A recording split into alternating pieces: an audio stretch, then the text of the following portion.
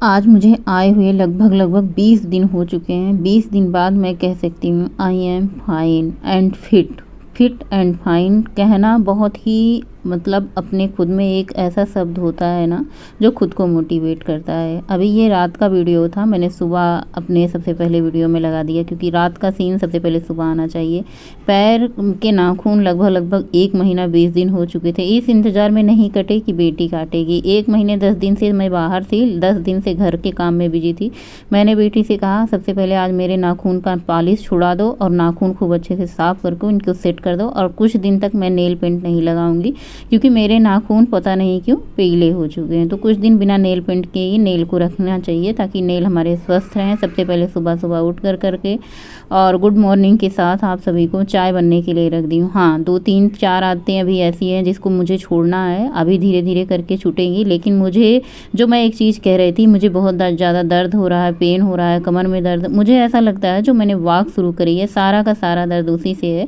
बाकी थायराइड की गोली खाने ना खाने से मुझे नहीं लगता ज़्यादा फ़र्क पड़ रहा है। तो सबसे पहले सुबह उठ करके चाय रख दे रही हूँ। आजकल मैं अगर अपने बताने लग जाऊँ ना कि मैंने कितना कुछ बदला है इस 1 महीने में, कि जहाँ पे मैं रहती हूँ मेरा नॉर्मल रूटीन रहता है, मैं नॉर्मल ही हूँ, बहुत ज़्यादा हाई फाई। लेकिन दिल्ली जाने के बाद मेरी सुख सुविधाओं के अनुसार इतना चेंजेस आया क्योंकि वहाँ के रहन सहन खान पान सब कुछ असर हमारे शरीर पे पड़ा है। यहाँ पे आने के बाद मुझे इतनी तकलीफ़ हुई। हालांकि हमारा जो रूम है ये सरकारी रूम है, रेंट का ही है, लेकिन सरकारी रेंट हमें भरना पड़ता है। पद्देव जी की जॉब की तरफ से ये रेंट का घर हमें मिला है। तो सबसे पहले मैंने पानी, नॉर्मल पानी पिया, आज गुनगुना पानी नहीं। उसके बाद ये आज मसूर की दाल बनाएंगे, तो इसको मैंने कहा चलो भाई बीन लेते हैं जब तक हमारी चाय बन रही है। तो मसूर की दाल वैसे तो ये बिनी साफ़ की रखी हुई होती है, लेकिन बनाने से पहले एक बार देखना बहुत ज़रूरी होता है। तो मैं अपनी थोड़ी बहुत आदतों के बारे में शेयर करूँगी। जैसे यहाँ पर मैं गाय का दूध लेती थी, पीती थी उसकी चाय। वहाँ पे पैकेट का दूध आता है, तो पैकेट का दूध और जो हम नॉर्मली गाय का दूध लेते हैं उसमें ज़मीन आसमान का अंतर रहता है। पैकेट का दूध बहुत ज़्यादा गाढ़ा मोटा होता है, अगर आप उसको खाने की आदत लग जाए ना तो आपको फिर ये गाय का दूध अच्छा नहीं लगेगा। वही आदत हमें भी लग गई, ये गाय का दूध बिल्कुल अच्छा नहीं लगा। जो कि गाय का दूध बंद करके मैंने पैकेट का दूध लेना शुरू कर दिया है। वो गाय का दूध बंद नहीं किया है, वो अपने आप खुद ही बंद कर दिया। उसकी गाय मतलब बेच दिया है, गाय दूध नहीं आ रहा है। तो मैंने कहा चलो जैसा मैं चाहती थी वैसा हुआ भी है। तो पैकेट वाला दूध आता है, उसकी चाय बनती है बच्चों को पीने के लिए। अमूल काऊ मिल्क जो आता है ना बहुत अच्छा, जिस पे गाय छवि होती है ना, वही दूध वहाँ पे हम लोग पीते थे, उसी की चाय पीते थे। दूसरी चीज़, वहाँ पे एसी में रहते थे, तो यहाँ पे आने के बाद पंखे की हवा ऐसे शरीर में असर ही नहीं करती। 3 दिन 4 दिन मुझे इतनी प्रॉब्लम हुई, इतनी परेशानी हुई कि मैं क्या ही बताऊँ।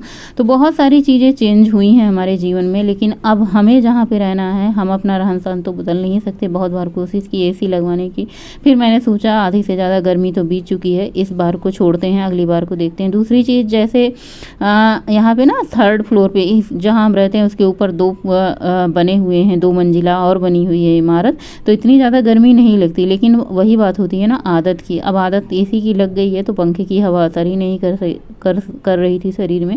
आने के बाद ज़्यादा दिक्कत हो रही। तो वही मैं बता रही हूँ कि कितना ज़्यादा इंसान को बदलाव हो जाता है, कहाँ जहाँ पे रहन सहन का उतार चढ़ाव का अंतर हो जाता है। आज मैं बनाऊंगी सिंपल लौकी की सब्जी, साथ में मसालेदार क्या कहते हैं मसूर की दाल, रोटी, चावल। तो सबसे पहले यहाँ पे लौकी को छील काट, इसके बाद मैंने कढ़ाई चढ़ाई, सरसों का तेल डाला है, इसमें मैंने जीरा डाली है, कसूरी मेथी डाल दिया है, थोड़ा सा हरी मिर्ची मैंने 1 कट करके डाल दिया है। इन सबको अच्छे से पकने के बाद और इसमें थोड़ा सा हल्दी डाल करके लौकी को हम ऐड कर देते हैं। थोड़ी देर चलाने के बाद इसमें स्वाद अनुसार नमक डाल देते हैं और इसको अच्छे से मिला करके ढक देते हैं। लौकी गोल वाली जो होती है बहुत मीठी होती है, बहुत जल्दी पक जाती है, तो बस इसको ढक देते हैं। एक तरफ धीमी धीमी हमारी सब्जी बनती रहेगी, दूसरी तरफ हम दाल में तड़का लगा देते हैं। सबसे पहले कुकर चढ़ाया, इसमें मैंने 2 से 2.5 चम्मच लगभग देसी घी डाला है। उसके बाद मैंने इसमें जीरा डाला है, जीरा तड़कने के बाद कसूरी मेथी डाली है, कसूरी मेथी के बाद एक सूखी लाल मिर्च मैंने डाल दी है। उसके बाद यहाँ पे प्याज और लहसुन, हरी मिर्ची को चॉपर से चॉप कर लिया था, इन सबको डाल करके खूब अच्छे से भूनना है। ये खूब अच्छे से भूनिए ताकि ये थोड़ा सा लाल लाल हो जाए। उसके बाद इसमें हम टमाटर के साथ साथ ही अदरक डाल देंगे, इनको भी अच्छे से भूनेंगे। टमाटर को बहुत ज़्यादा भूनने की ज़रूरत नहीं है, दाल के साथ पक जाएगा। बस प्याज, अदरक, प्याज, लहसुन, हरी मिर्च को अच्छे से भूना है। इसके बाद अब इसमें मसाले जाएंगे, जो भी मसाले जाएंगे सिर्फ आधा चम्मच जाएंगे। आधा चम्मच सब्जी मसाला, आधा चम्मच किचन किंग और आधा चम्मच हल्दी।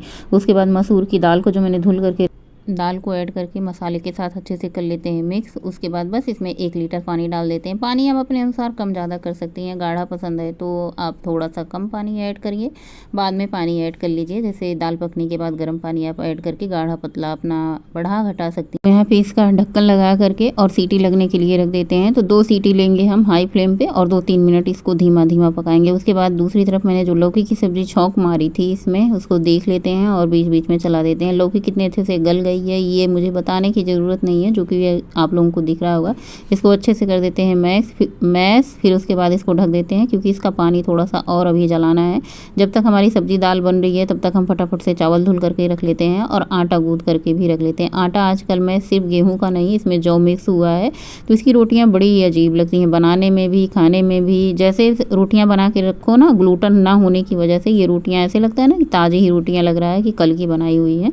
तो दाल हमारी पक चुकी थी। दाल हमारी सीटी आ रही थी। मुझे लग रहा था काफ़ी टाइम लगेगा दाल बनने में, फिर खाली करने में। तो मैंने कहा चलो भाई, ये कुकर और एक्स्ट्रा हमारे पास रखा हुआ है, फटाफट से इसमें ही हम चावल को ऐड करके चढ़ा देते हैं। बाकी एक कुकर मुझे एक्स्ट्रा धोने पड़ जाएंगे, लेकिन कोई बात नहीं, खाना जल्दी बन जाएगा। बर्तन जैसे इतने सारे धुले जाते हैं, दिन भर भी मैं चौका बर्तन का काम करती रहती हूँ, तो एक कुकर और भी ज़्यादा धुल लेंगे, कोई दिक्कत की बात नहीं है। तो बस दाल भी हमारी बन चुकी थी और हमारी सब्जी भी बन चुकी थी। तो मैंने कहा चलो भाई, जितने सारे बर्तन है एक बार मैं इकट्ठा बर्तन खाली करके धुल लेती हूँ, क्योंकि सबसे ज़्यादा बड़ा काम मुझे जो लगता है, खाना बनाने से बड़ा काम मुझे बर्तन धुलने का काम लगता है। तो देखिए लौकी की सब्ज़ी कितनी बढ़िया टिम लग रही है ना, इतनी मीठी लग रही थी ना, पता नहीं कैसे लोगों की लौकी की सब्ज़ी नहीं पसंद है। हमारे घर में ना लौकी की सब्ज़ी बच्चे बड़े सब पसंद करते हैं।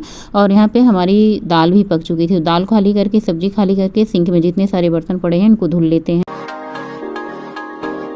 तुम हवा बन मेरी सांसों में उतर जाओ, जिस्म नहीं मेरी रूह में बिखर जाओ। तुम हवा बन मेरी सांसों में उतर जाओ। बर्तन धुलने के बाद सबसे पहले मैंने सोचा चलो दाल को थोड़ा सा तड़का लगा देते हैं। 1 चम्मच मैंने देसी घी डाला है, थोड़ा सा जीरा, कसूरी मेथी डाला है, सूखी लाल मिर्च तो मैंने पहले ही डाल रखी थी। जो तड़का मैंने लगाया था, प्याज, अदरक, लहसुन, हरी मिर्ची के चॉपर से चॉप किया था, उसी में से थोड़ा सा 1 चम्मच निकाल लिया था। बस इसको हल्का सा फ्राई किया है। चाहे तो इसमें कसूरी लाल मिर्च, जो कलर के लिए क्या कहते हैं उसको, कलर वाली जो लाल मिर्च होती है, उसको भी आप इसमें डाल सकते हैं, आपकी मर्जी है।